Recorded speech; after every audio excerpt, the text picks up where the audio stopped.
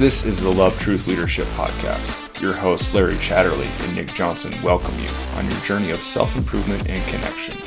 Listen as they combine their different experiences of life to help you learn leadership is not just a title, but the profound expression of the love and truth you bring into the world.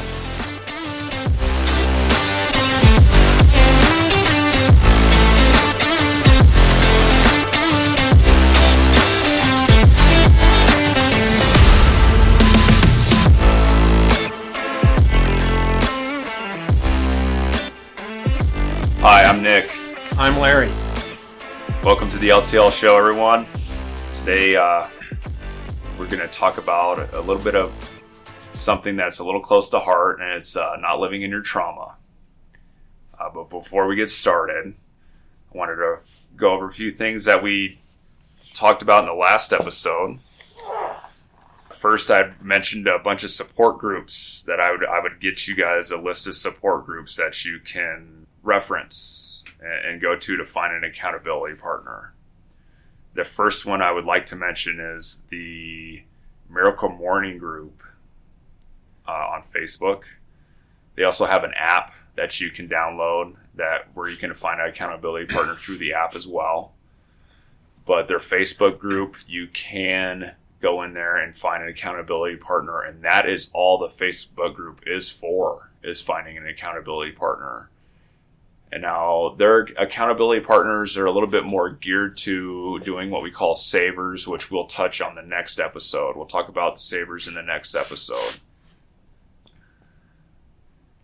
But another great resource to find accountability partners, and because what we're basically addressing here is mental health and mental stability and all that kind of stuff. So Mental Health America.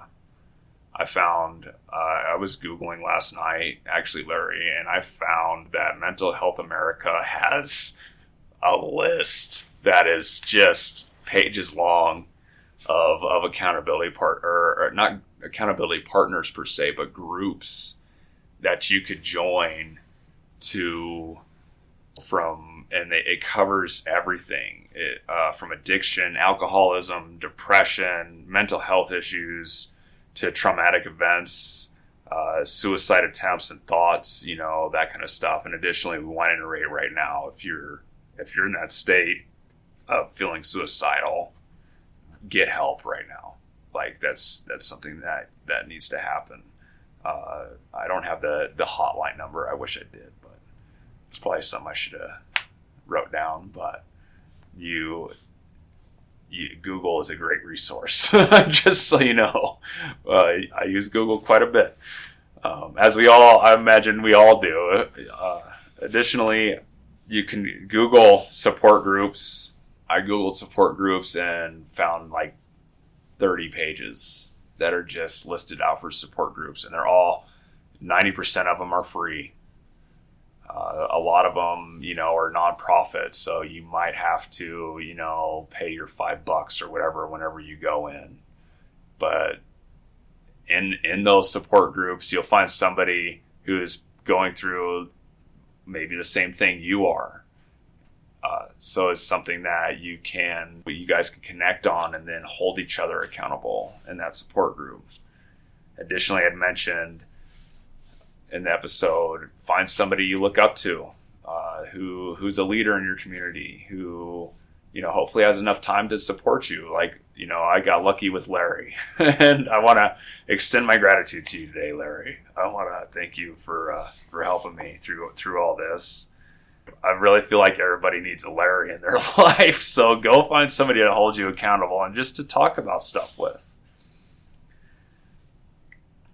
From there, I also found another website that I really enjoyed. It was findhelp.org. And again, another great resource to use. Just hop onto your phone, pause the episode right now, hop onto your phone and Google support groups. Search through them and find one that you feel like you might connect with, or you might be able to relate your issue with. I have a niece who I'm so proud of. She she recently joined AA. And it's because she saw she doesn't have an alcohol problem, but she saw that she could develop one. And so she went into AA. And that was huge for her to recognize that and to be able to say, okay, I might have this issue in my future. Let me tackle it now. And that's a man that made me proud of her. Additionally, if you're really struggling finding a support group or an accountability partner, you can contact us through email. And we will provide our support as best as possible. Our email is lovetruthleadership.podcast@gmail.com. Larry didn't even know I set that up. So, very good. Yeah, we have that. I may contact you. Yeah, you can. Anytime, Larry. Anytime. Email us, for sure. I check it every day. We're here to talk to you. If there's something that's above something that I can tackle, I'll pass your email on to Larry and let him respond to you and give you some guidance. But we're here for you, for sure. We're here to help you get through your stuff and connect you with people in your community and give you the guidance that you need. From there, I'm going to talk about some books that I really think that, well, I know they've helped me immensely. I listen to them constantly on Audible. I do what I call active listening at home. I'll pick a chapter of the book that really stuck out to me whenever I was working and listening. And then I'll listen to that chapter and I'll take notes on it. I'll write down what they're saying as they're saying it. That way it's, getting reiterated with me a little bit more. And I'm putting their words to writing so it absorbs into my subconscious a little bit better. And it's something that I can memorize more, and it breeds into how I act throughout the day. Can I make a note here now? Yeah. And libraries, all your public libraries have an app, and some people don't have the resources to buy these books audibly. Yeah, that's very true. And you can listen to most of these books just for free, just through the library. Yeah, okay. I didn't even know that existed. Yeah. Yeah, so another great resource is your library. Yeah, I mean, you don't have to check them out. Just go to your library and read them. Yeah, you can read them or you do Audible. But I'm saying a lot of people commute these days. Yeah. And instead of listening to the typical news, which is usually negative, or scrolling your Facebook feed, whatever, or your Instagram feed. Just listen to a positive thing, or if you work or you break, you can download those Audible books from the library. Yeah. or you can read, like you say, and it sets the tone better for the day. Oh yeah, definitely. I notice my attitude whenever I'm not listening to a self-improvement book at work. I kind of have an attitude where I'm like, I want to have that self-improvement book on. The guys are like, let's listen to music. I'm like, man, really? Like, no, I don't want to listen to music. I want to listen to something that's going to improve me. So a few of the books that I really enjoyed, study these books. The number one key I find with this stuff is repetition. Don't do it once. Do it over and over again until you really put this book into your thought process, until you're seeing a situation throughout the day that you're having, and then you're like, okay, this is how this book taught me to handle it. So really, really study these books. The first one is Science of Getting Rich by Wallace D. Wattles. It's a very short read. I think on Audible, it's a 2-hour book on Audible. It's cut to the point. It is direct. It tells you the mental state that you need to be in to be a successful person. If chapter 7 is my favorite, it focuses on gratitude. Chapter 4 is also really good, and I really enjoyed chapter 11 as well. Think and Grow Rich by Napoleon Hill. That book is one of the best. Classic. It was like 20 years that it took him to write this book. and he was, oh, why am I pulling a blank? I know his name. Anyways, he was a writer for a magazine, and he was tasked by the magazine to go and talk to a bunch of rich people and to just talk about their lives. And man, why can't I remember the one that told him to do this as a Schwab, I think it was. I think it was. It's been a long time. Yeah, I think it was Charles Schwab. No, it wasn't Charles Schwab. It was somebody else. Anyways, I'll let you guys know who that is in the next episode. But he follows all these successful people and just basically, learns what they do day in and day out, life to life, and puts it in a book for you. And there's all these key traits that all of these people at that time did, and to be successful and to be rich and to be a leader and to be as smart as Edison, because that's one of the people that he spent time learning from. Just really, really puts all that kind of stuff into a great book. And it was written, 67 years ago? Yeah, I think it's over 100 years ago. Maybe It was 100. Yeah, it was right after the Great Depression. The Power of Awareness by Neville Goddard.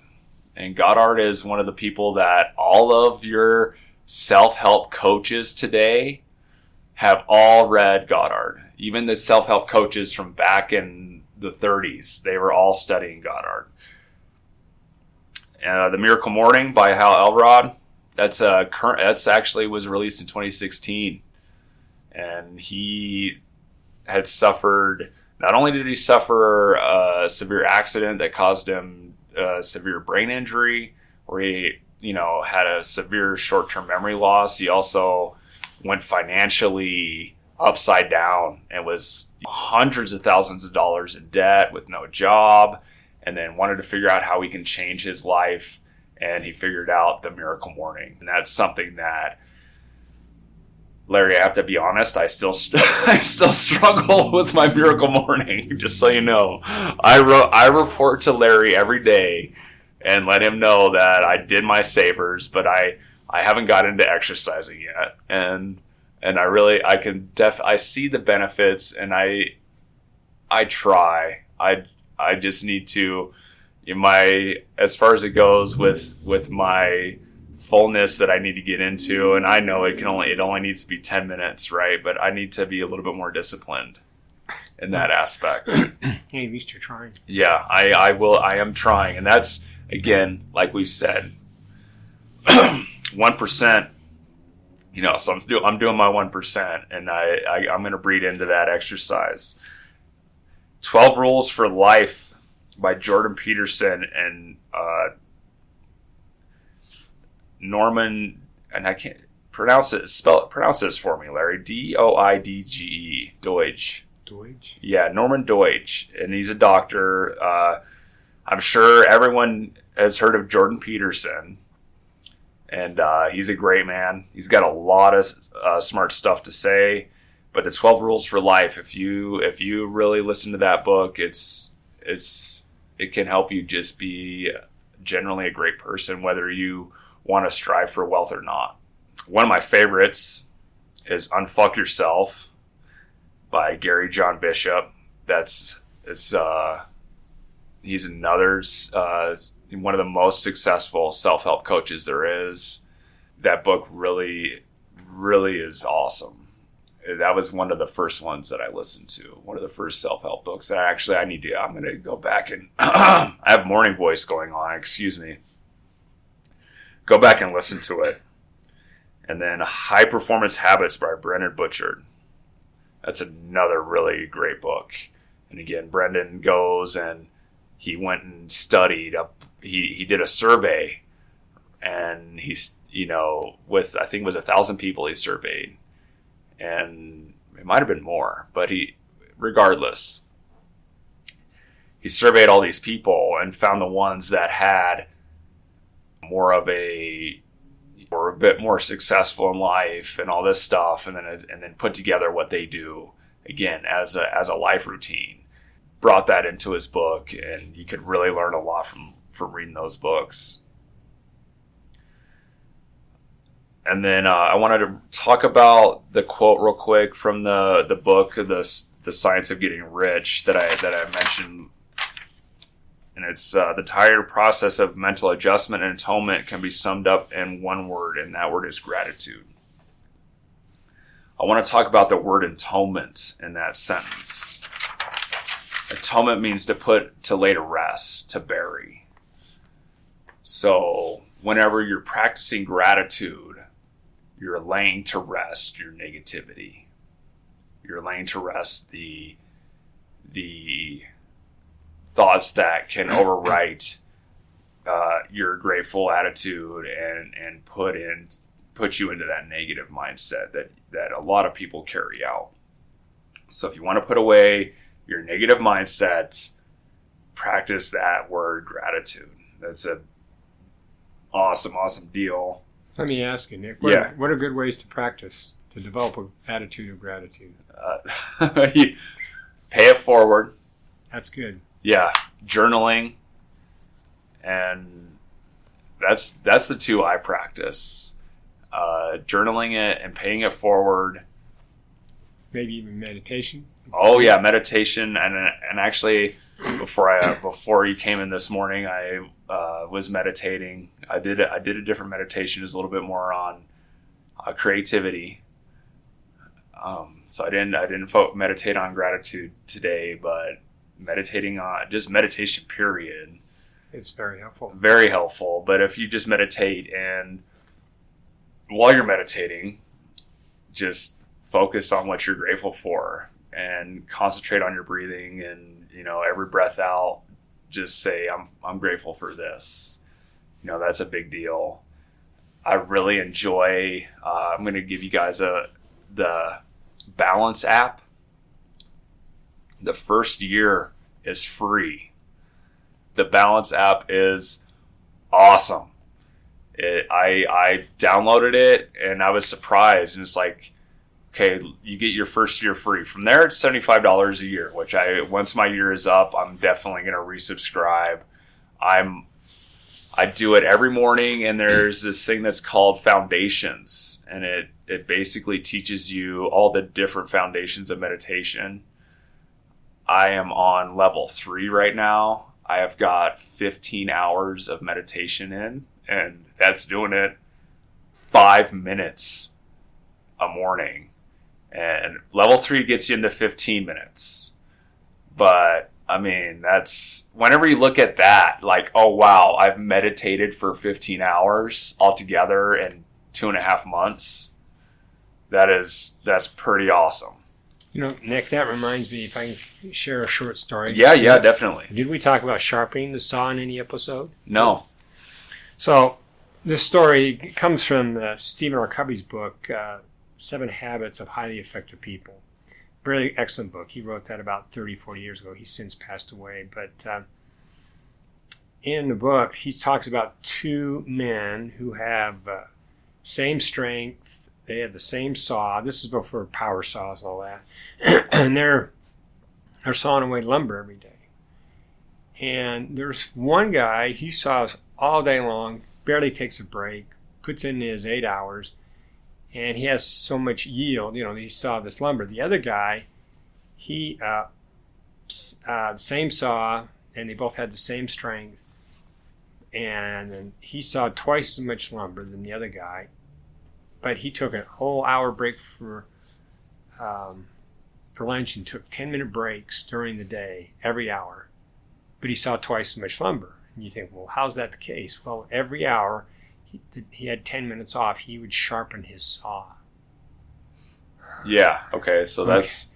So I see meditation, whether it's 5 or 10 minutes, whether it's journaling, it's sharpening your saw. What it does is it increases your effectiveness. Yeah. As well as your efficiency and how to deal with your other things through life. Yeah, 100%. And if we just spend a few minutes sharpening our saw every morning, how much better life would be at work, at home, and helping other people. Yeah. And journaling is part of that process. Meditation, cultivating gratitude is all part of that sharpening the saw. Yeah.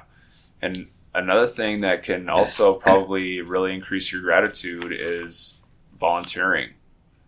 Yes. That's same thing. It makes you feel more appreciative of what you have when exactly you're paying it forward. I mean, I think there's 3 crucial elements to live a rewarding life, and what I would even define as a successful life, not necessarily by money, but by how you feel. Yeah. So I think people get this connotation when they see people successful. It's more than just about what they materially gain. Yeah, because you can have money and still be miserable. So yeah. I think all our listeners need to understand when we talk about successful people, we're not talking about the guy that's driving a. Well, and the beautiful thing about it is the more successful you are mentally, right, the money's going to come.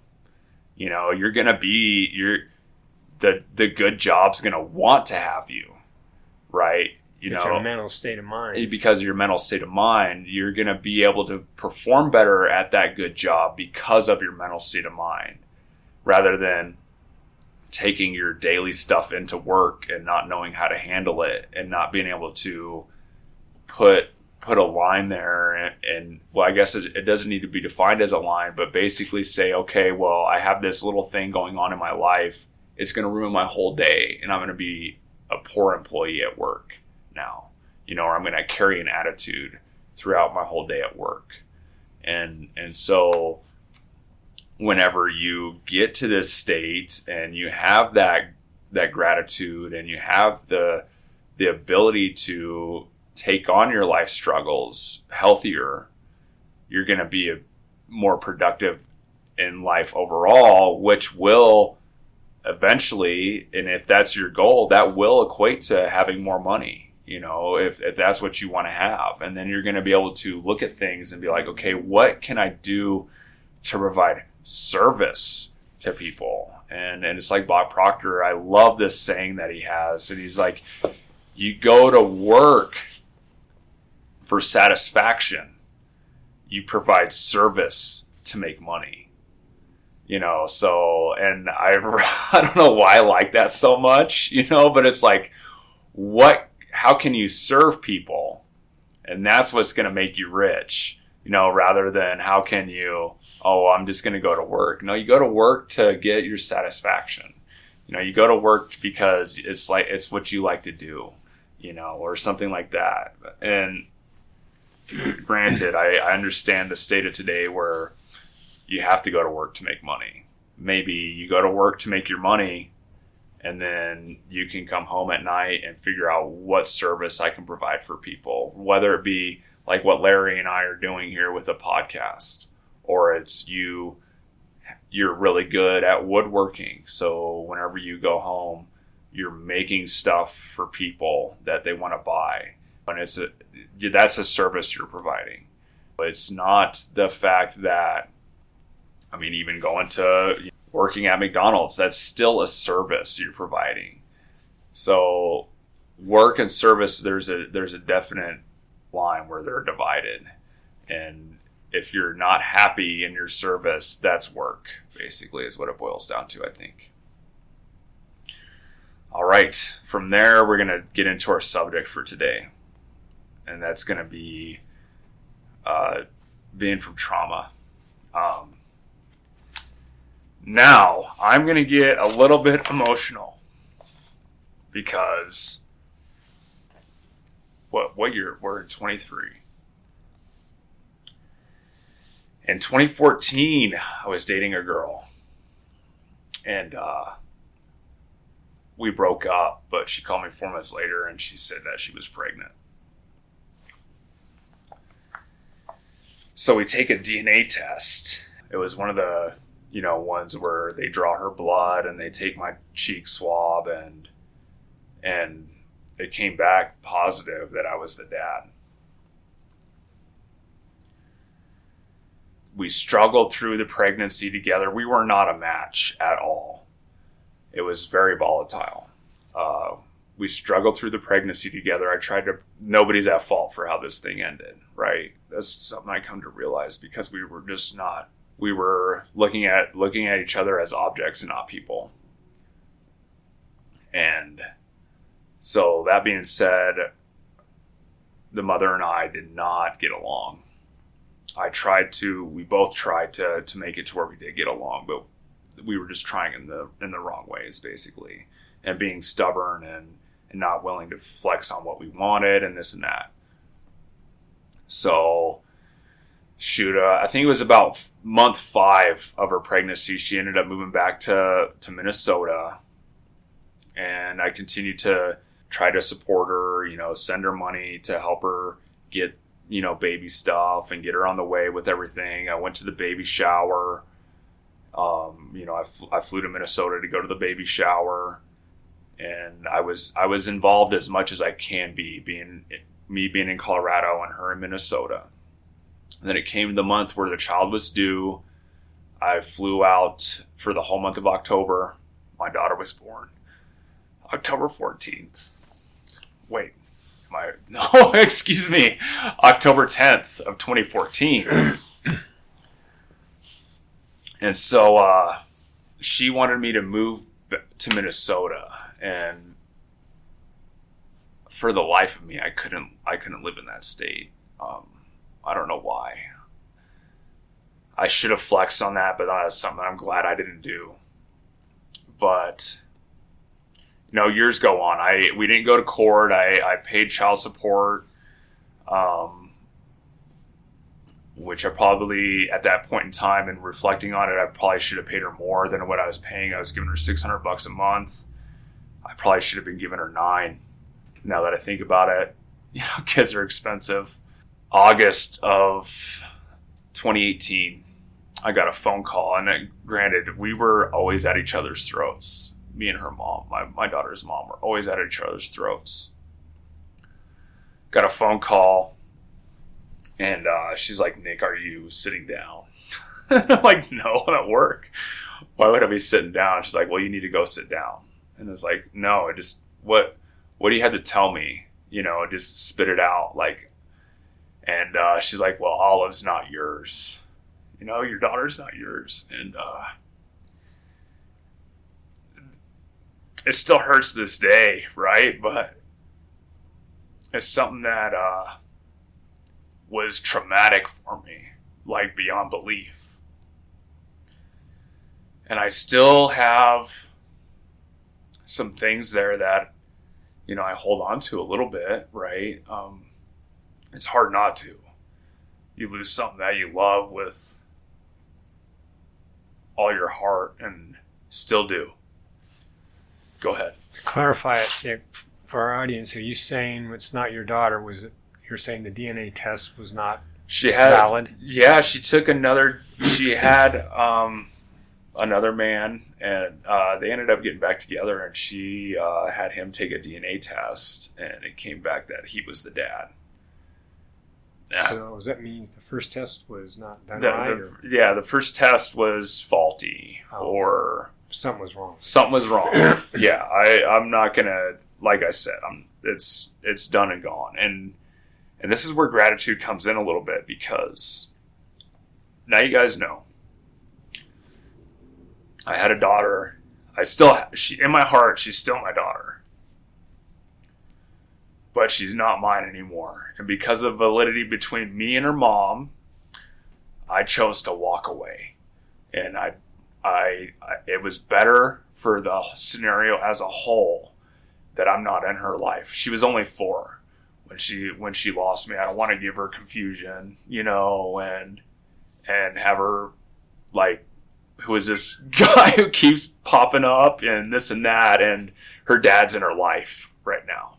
And this is where gratitude comes into this, and me being able to accept the fact, okay, so I don't have a daughter, but she gets to live closer to her dad, her real dad. Biological dad. Yeah. She gets to have hopefully more of a stable, non-toxic relationship with her father. because the way that her mom and I acted towards each other was completely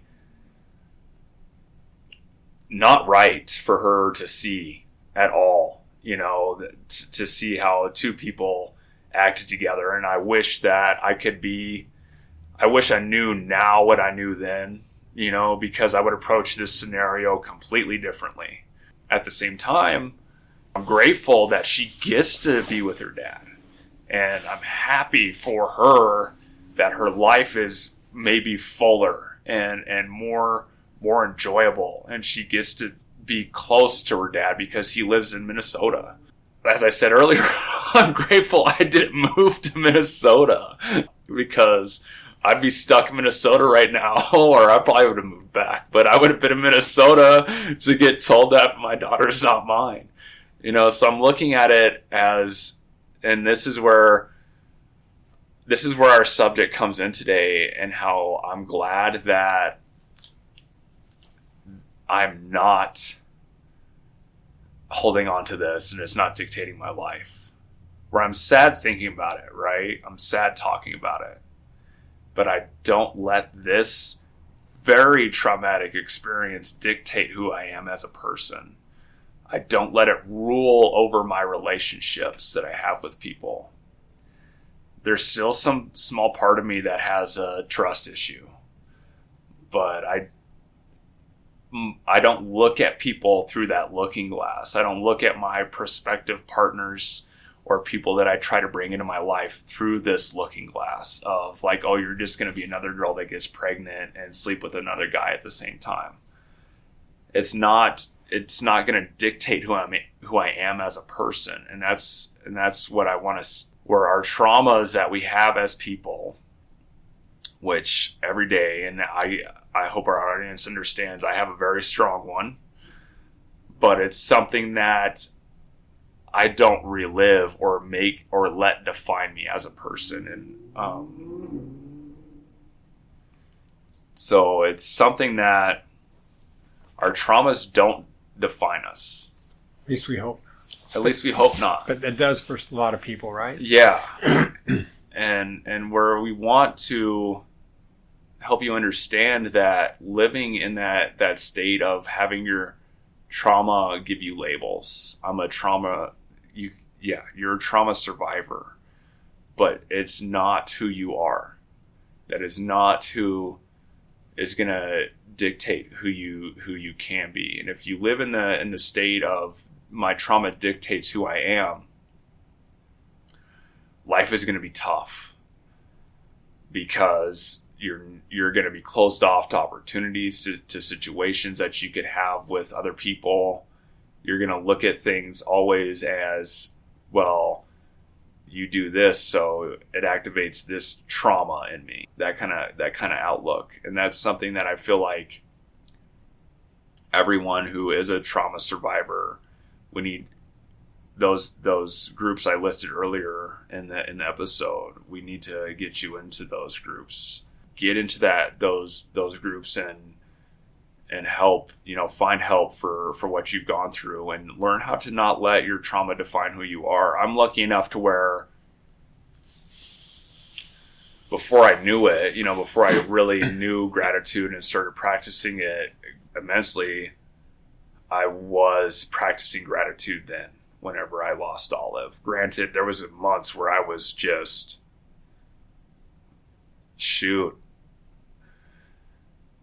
depressed. Depressed and not happy and crying every day and, all that stuff. And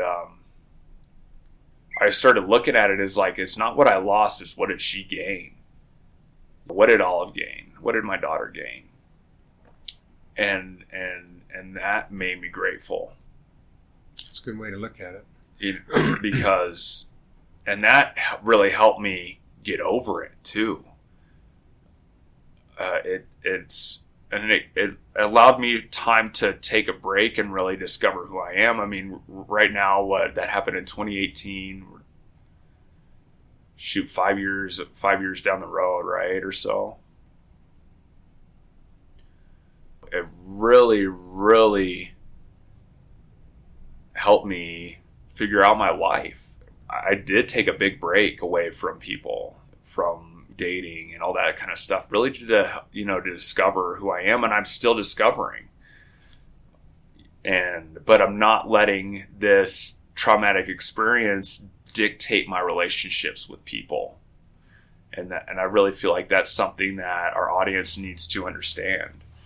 I mean, what do you think, Larry? That's how you view stuff. I mean, I think you hit the nail on the head, as they say, with the gratitude. I think that changes the mindset to the point where any traumatic event, we can turn that traumatic event into a blessing if we view it differently and about ourselves. Yeah. We can grow from that. Yeah. And be a better person. Yeah. Or we can allow that thing to drag us down and continually live in depression and victimhood. Is that the right word? Yeah. Yeah. And if you're in that victimhood mentality, it's difficult to proceed forward in life. Yeah. Yeah. And maybe we'll talk this another episode. There's a great book called Man's Search for Meaning by Viktor Frankl, and he was in Auschwitz prison camp. And if you know much about the prison camps in Germany during World War II, that was one of the worst. Yeah. And that particular book has helped millions of people about how to overcome traumatic events in their life and move forward. Okay. And that's probably one of the most traumatic events I'd ever read about what happened to the people. I just can't believe these things would happen in the prison camp. And he was a psychologist, and it's a pretty impactful, it's not a very long book, very impactful, but maybe another episode we'll talk about it. But okay. It's talk about how he got over his trauma, and he lost his parents and his wife and I don't know, maybe some other relatives, and how he got through it. And then also he talks about how he helped thousands of people get through the same trauma in their life. So and his book's been out about maybe as long as that other book, Think and Grow Rich. I don't know. I'm going to listen to that book next week. It's a great book. Yeah. It's kind of tough to go through part of the chapters because he talks some about the atrocities that happen. Yeah. And you just can't believe a human being would do that to another human being. Yeah, some of the stuff that human beings still do to each other is astounding. That's tough to get through, but I think it's tough as it is, it creates context and what he had to do to get through it. Yeah. So even though it was very traumatic, and when you read it, you go, wow, what? And there's some pretty key things in that book that he discovered, and we can talk about that. But everybody's going to go through some traumatic in life. And, and how we handle it, determine how we deal with other things in the future. But unfortunately, many people ruminate over stuff. They go over and over and over. And that's rumination. And we haven't talked about, there's the 5 stages of what we do in life when we have a traumatic event. Have we talked about this? I don't know if we have. You and I have in our private sessions. Yeah. And go ahead. Is this a good time to talk about it? Oh, yeah. Okay, so usually when something traumatic, the first thing that happens is you can't believe this is happening. It's just disbelief. This is not real. This is what? And then the second thing that kicks in is anger. You go, wow, I just can't believe this is happening. So there's this tremendous amount of anger. And then the third stage is bargaining. What if? Well, what if I did this? What if I did this? Well, you're trying to figure out how to change something that's already happened. Yeah. And you can't change it. You can change the way you view it. Yeah. That's the thing you can change, but you can't change with the circumstances. So you're in the bargaining stage. Yeah. What if? What do this and this? And sometimes while you're in the bargaining stage, you'll go back to anger and you'll go back to disbelief. You'll actually fluctuate between those 3. Yeah. And then when bargaining doesn't work, you're going to go to the 4th stage is depression. You go, oh my God, none of this is working. You know? Yeah. As much as you've gone through bargaining and anger and disbelief, so then you got to go, oh man, I just got to figure out. And then the 5th stage is acceptance. Yeah. Now, you can get to acceptance in a couple hours, a day. Some people, it's years before they finally accept themselves and say, you know what can I do to move on? What can I learn from this? Yeah, that was me in my experience. You went through those 5 stages, I'll bet, right? Yeah, and acceptance, I think it was about a year. Yeah, it takes a while. Before I accepted the fact that, like, okay, I'm not angry at her mom anymore. I'm not, I'm just not going to let this dictate who I am. Another thing is forgiveness. forgiving yourself and forgiving her. Yeah. Yeah. Letting go. That's a key part. Would be another good episode is on forgiveness, because that's part of the healing part. Yeah. Yeah. and one thing that really helped me was, what did I learn from this? It taught me who I want to be as a dad. You know, I don't want to have that relationship with a woman and have children together and be that person who I was towards her mom at all. That it makes me sick to my stomach how I acted sometimes, just like a baby who wasn't getting what he wanted, you know, and just throwing a temper tantrum all the time and just being absolutely mean. It kind of reminds me of a quote I heard that said, "Unconditional love for your spouse is better than 100 books on parenting." Yeah. There's a lot of truth there, because then the kids feel that. Yeah. So if there's unconditional love between the spouses, yeah, that has so much impact on the attitude and beliefs and self-esteem of the children. Yeah, and that's why it's also, you know, from my experience, it's also something, choose your partners wisely, right? But yeah, we all live and learn, right? We all have that the want for pleasure and stuff like that too. So it's one of those things where don't let your want for pleasure dictate who you date. Also, something I learned, as you know, recently. I still have a hard time learning that, right, Larry? But anyways, one of those things where I can see people, you know, have such a traumatic experience that it's hard to find something to be grateful for about what happened to them. I mean, I really have to think on this, but how can someone, you know, maybe let's say a kid from like child abuse, you know, how can they find gratitude? You know, that's got to be something tough to maybe be grateful you're alive, and I would say the first thing is like, be grateful you survived your traumatic experience. If you can just focus on being grateful for surviving it and being grateful for the fact that you're not going to let it dictate who you are, from there you can find other things to be grateful about what happened. Well, you mentioned you had a niece who went to Alcoholics Anonymous. So I think one of the things that they found that really helped the people is they asked the participants to help other people who are struggling. Yeah. And back to the pay it forward, we talked about that. I don't know what it is, but for years I know that when I was struggling with certain issues in life, if I would just go out and help someone and not expect anything in return, just help, that somehow it got me to think things differently, and it was very therapeutic. The service was therapeutic through the trials I was getting, and then it got so maybe my trials are not as bad as I thought they were. Yeah. And so it put things better in perspective, and that service in helping others also brings to light the gratitude. Yeah. And another way is comparison. Oh yeah, boy, that's comparison is the thief of happiness, in my opinion. Well, at the same time, I really feel like if you're like, okay, well, I had this thing happen to me, but there's got to be somebody out there who had it worse, maybe. Yeah. That can help you escape that hole, and then you can be like, okay, I'm grateful that I didn't have it this bad. Oh, that's what you mean. Yeah. I get that. I went through this traumatic experience, but what do I have in comparison to what somebody living in Africa has? Well, then you can start being grateful for the life that you currently have, and then start breathing a little bit more.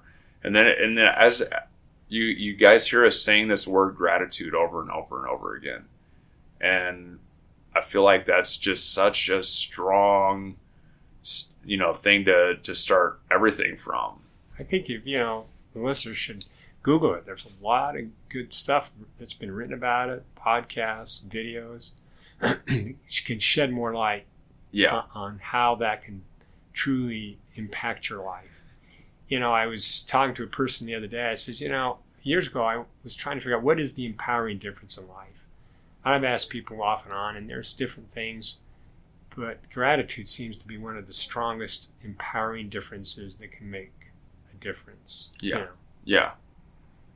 So yeah, whenever I like I said, whenever I first got over my trauma, it was because of gratitude. And then, so that's the takeaway today. Yeah, that's the takeaway. So there's what you're saying, Nick. There's 3 things that people could do that can make a difference. Yeah. Cultivating gratitude by journaling it, studying it, thinking about it, and meditating. Right. Yeah. Number 2 is to journal. Correct. Yeah. Journal about your thoughts, what went well for the day, what inspired you, what did you say, do, help someone else. And 3rd is to pay it forward. Yeah. And do service. So those are the 3 takeaways that can help a person get past difficult times in their past. Oh, yeah. Is that what you're saying? Yeah, for sure. Yeah. So we're going to wrap this episode up, and I really hope you guys learned a lot today. Again, if you have any questions or anything, you got our email, lovetruthleadership.podcast@gmail.com. We're here to answer them. Or I am, and then, like I said, if the problem's too big, I'll pass it to Larry. But I like to think there's no problem too big for me to tackle. And you got a great list of groups to go to, and get those books. Check those books out. What was that one that you added later on, Larry? Man's Search for Meaning. Man's Search for Meaning. By Viktor Frankl. Yeah, that's one I'm gonna study next week. And then search for that accountability partner. And remember, your trauma doesn't define who you are. You always have the capability to live past your trauma and use it as a weapon to be a better person. For sure. Well, anyways, I'm Nick. I'm Larry. This is the LTL Show. Have a great day. Thank you for listening.